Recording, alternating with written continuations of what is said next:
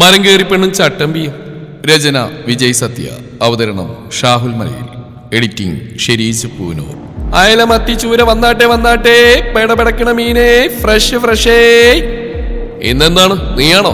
അമ്മച്ചി ജാനുലേടി. ചിലങ്ക ശബ്ദം കേട്ടിടത്തേക്ക് നോക്കി. ഗുണ്ടാവാസുവിന്റെ മകൻ ജഗ്ഗു. ആരെയോ കുത്തി അപ്പൻ ഗുണ്ടാവാസു ഇപ്പോൾ ജയിലിലാണ്. അപ്പൻ സുഖവാസത്തിന് ജയിലിൽ പോയതിനു ശേഷം ഇപ്പോൾ പാലേരി മാർക്കറ്റ് അടക്കി ഭരിക്കുന്ന ഇവനാണ്. എന്താണ് ചോദിച്ചു കേട്ടില്ലേ? ജഗ്ഗുവിനെ കുറിച്ച് ആലോചിക്കായിരുന്നു ചിലങ്ക. ഉച്ചത്തിലുള്ള ശബ്ദം കേട്ട് ഞെട്ടി. ജഗ്ഗു ചേട്ടാ, അമ്മച്ചിക്ക് വയ്യ, ഹോസ്പിറ്റലിൽ പോയിരിക്കുക. ആ, അതെന്തെങ്കിലും ആവട്ടെ, നീ 2 കിലോ ആവോലി തൂക്കിയെടുക്ക്. 2 കിലോ ആവോലിയോ? നല്ല കഥ. 2 കിലോ ആവോലിക്ക് എന്നാ വിലയാന്ന് കരുതി? 2000 രൂപയാവും. ഉണ്ടോ ചേട്ടന്റെ കയ്യിൽ? എടിയടി, നീ ജഗ്ഗുവിന് വില പറയുന്നോ? മര്യാദക്ക് പറഞ്ഞ സാധനം തൂക്കിയെടുക്കടി. അവൾക്ക് അമ്മ പറഞ്ഞിട്ട് അറിയാം, ജഗ്ഗുവേട്ടൻ കാശൊന്നും കൊടുക്കാതെയാണ് മാർക്കറ്റിലുള്ള മുക്കുവത്തിമാരെ പേടിപ്പിച്ച് മീൻ വാങ്ങി കൊണ്ടുപോകാറുള്ളത്. തന്റെ കന്നി സംരംഭമാണ്. ഇത്രയെങ്കിലും ലാഭപ്രതീക്ഷിച്ചാണ് ഇന്ന് വന്നത്. അത് ഇയാൾ ചൂണ്ടിക്കൊണ്ട് പോയാൽ. ദേ ജഗ്ഗുവേട്ട, കാര്യമൊക്കെ ശരി തന്നെ. നിങ്ങൾ ഈ മാർക്കറ്റിലെ ചട്ടമ്പിയായിരിക്കാം. പാവപ്പെട്ട ഞങ്ങളെപ്പോലുള്ള കച്ചവടക്കാരുടെ അന്യത്തിൽ കൈയിട്ട് വാരിയത്. ഇവിടെയുള്ള വലിയ വലിയ കടകളൊന്നും നിങ്ങൾ കയറുന്നില്ലല്ലോ. ഞങ്ങളെപ്പോലുള്ള അരപ്പട്ടിൻകാരുടെ നെഞ്ചത്തോട്ടല്ലേ നിങ്ങളുടെയൊക്കെ കസർത്ത്. എനിക്ക് മീനൊന്നും കാശില്ലാതെ ചുമ്മാ തരാൻ പറ്റില്ല. എടി പുല്ലേ, നിന്ന് പ്രസംഗിക്കാതെ. നിന്റെ അമ്മച്ചി പഞ്ചപ്പുച്ചടിക്ക് തരുമല്ലോ 2 കിലോ മീന്. എന്റെ നിഴല് കാണുമ്പോ തന്നെ. അത് അമ്മച്ചി, ഇത് ഞാൻ അമ്മച്ചിയുടെ മകളാ ചിലങ്ക. നിനക്കെന്താടി കൊമ്പുണ്ടോ? കിടന്ന് നകളിക്കാതെ മീനെടുക്കടി. ഞാൻ കാര്യം പറഞ്ഞ, ഇത് അമ്മച്ചിയുടെ കാശിന്റെ മീനൊന്നല്ല. അമ്മച്ചിക്ക് വയ്യാണ്ടായപ്പോ ഞാൻ എന്റെ കുടുക്കൂട്ടി ചേർത്ത കാശിൽ നിന്ന് തുറയിന്ന് മീൻ വാങ്ങി വിൽക്കാൻ കൊണ്ടുവന്നാ. ഇതിന്ന് ചുമ്മാ വിലയില്ലാണ്ട് മീനൊക്കെ തന്നാ ഞാനിവിടെ പിന്നെ പിച്ചെടുക്കേണ്ടി വരും. നിനക്കൊക്കെ അതാടി നല്ല. ജഗ്ഗിനുള്ളിൽ സ്വസിദ്ധമായ കലിപ്പ് പതിയെ കയറി വരുന്നുണ്ട്. ഇവിടെ മീൻകുട്ട ചവിട്ടി തെറിപ്പിച്ചാലെന്നവൻ ആലോചിച്ചു. ഒന്ന് പറഞ്ഞ് 2 കത്തിയെടുക്കുന്നവനാണ് ഈ ജഗ്ഗു.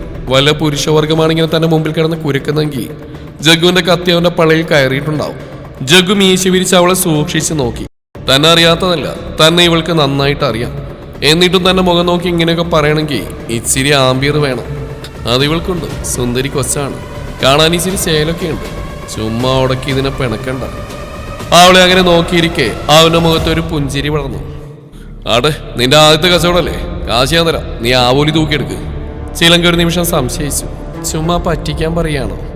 ജഗ്ഗു തന്റെ ഷർട്ടിന്റെ കൈമടക്കിൽ നിന്നും 500ന്റെ 4 നോട്ടെടുത്ത് അവിടെ മടിത്തട്ടിലേക്ക് ഇട്ടു. ചിലങ്ക അതെടുത്ത് വിടർത്തി നോക്കി. വല്ല കള്ളനോട്ടുവാണോ?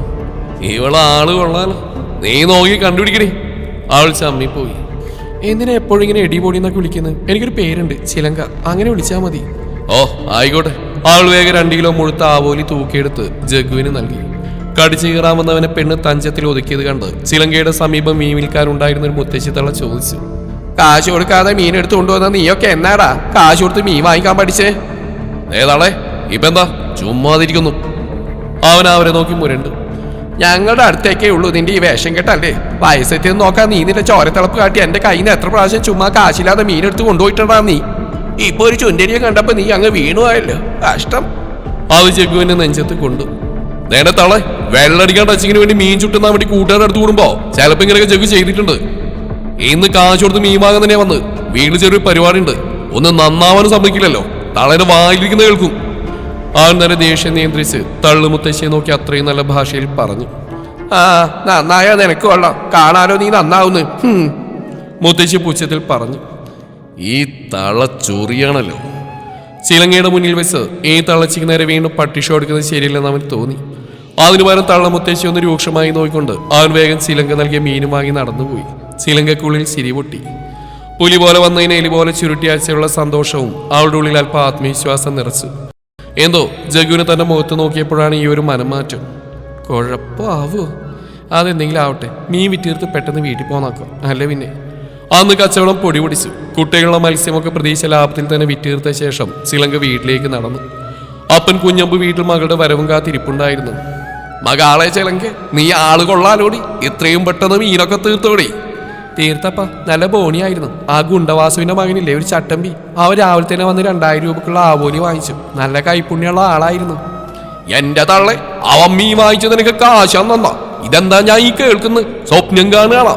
അവനെങ്ങാനും മീൻ മാർക്കറ്റിൽ വന്നാൽ പിന്നെ അവന് തോന്നുന്നവരുടെ കൊട്ടയിലൊക്കെ കൈയിട്ട് മീനൊക്കെ എടുത്താണ്ട് പോകും.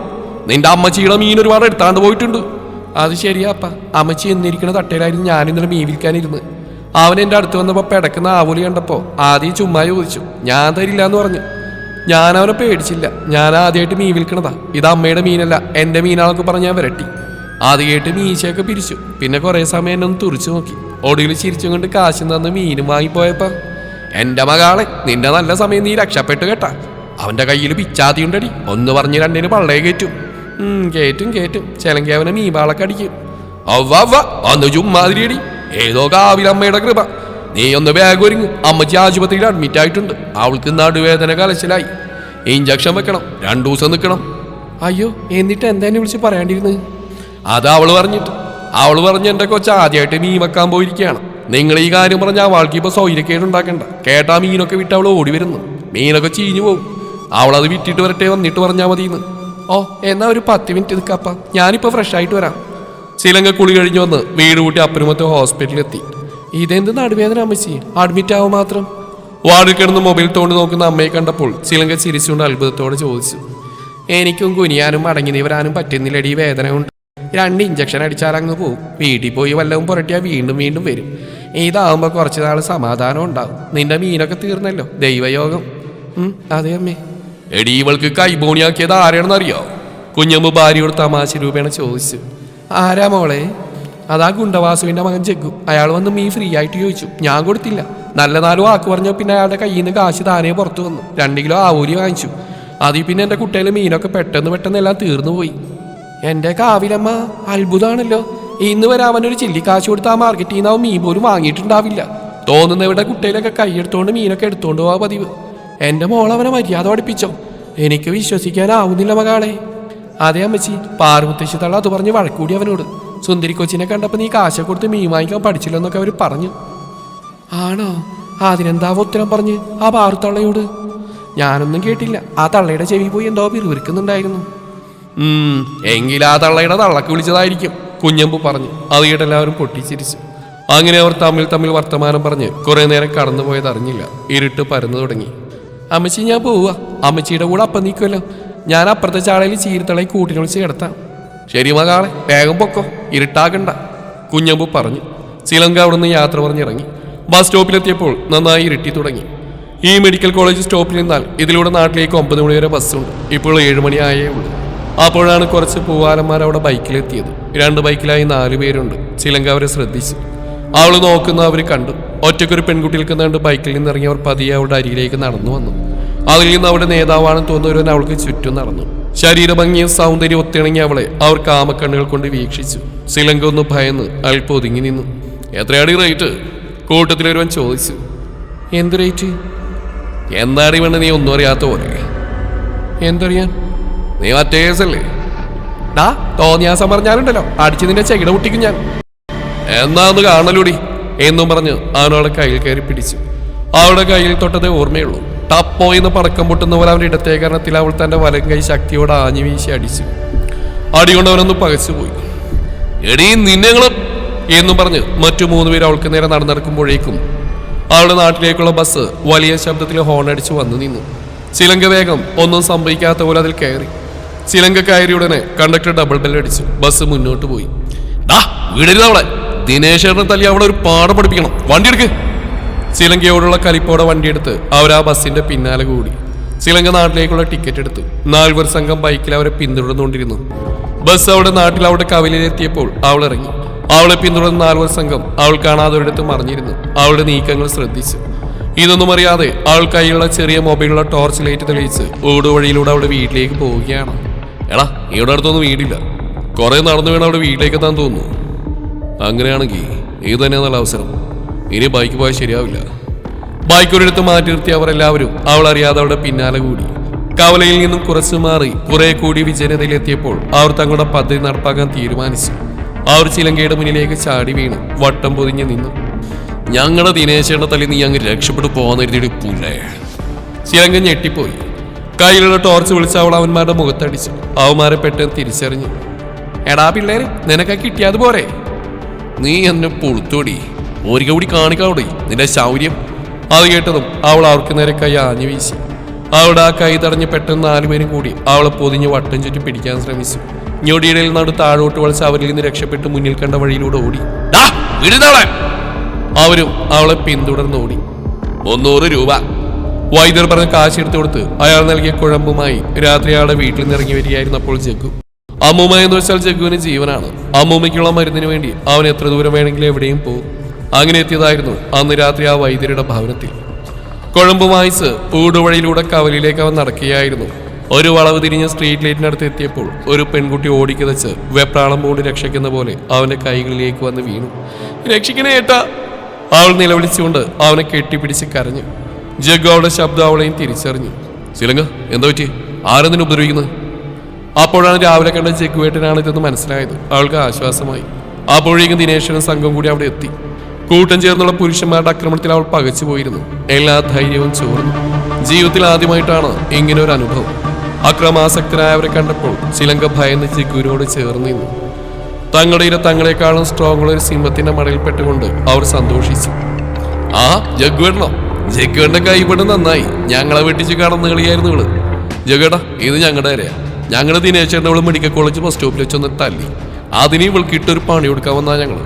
അതിലൊരു പറഞ്ഞു. അതേ ജഗ്ഗുവേട്ടാ, എന്നെ ഇവിടെ തല്ലി. അവളെ വിടരുത്. ജഗ്ഗുവേട്ട ഉപയോഗിച്ച ശേഷം ഞങ്ങൾക്ക് തരണം. ദിനേശൻ തല്ലിയോണ്ട കവിൾത്തടം തടവിക്കൊണ്ട് ജഗ്ഗുവിനോട് പറഞ്ഞു. താൻ അഭയം തേടിയത് വേറൊരു ഗുണ്ടയുടെ കൈകളിലാണെന്ന ബോധം പെട്ടെന്ന് ചിലങ്കയെ ഞെട്ടിച്ചു. ചിലങ്ക ജഗ്ഗുവിന്റെ കണ്ണിലേക്ക് ദയനീയമായി നോക്കി. കുട്ടി സമാധാനമായിട്ടിരിക്കുക, ഇവര് കഞ്ചാവാ. ജഗ്ഗു ചിലങ്കയെ സമാധാനിപ്പിച്ചു. ജഗ്ഗുവിന് പരിചയമുള്ള ആളാണ് ദിനേശൻ. മെഡിക്കൽ കോളേജ് ബാങ്കുള്ള ഒരു കൂതറയാണ്. ദിനേശ, നമ്മൾ പരിചയക്കാരാ. കാര്യമൊക്കെ ശരിയാ. ഇത് പക്ഷേ സമ്മതിച്ചിരില്ല. ഈ ചിലങ്ക എനിക്കറിയാവുന്ന കുട്ടിയാ. ഇതിന് മാത്രം വിട്ടേക്ക്. പോയിക്കോ ഇവിടുന്ന് എത്രയും പെട്ടെന്ന്. അതെങ്ങനെ ശരിയാകും ചേട്ടാ? നമ്മൾ കിട്ടിയതൊക്കെ എന്തോരം പങ്കുവെച്ചിട്ടുണ്ട്. ഇപ്പൊ മാത്രം എന്താ ഇങ്ങനെ? ദിനേശൻ അല്പം ദേഷ്യത്തിൽ പറഞ്ഞു.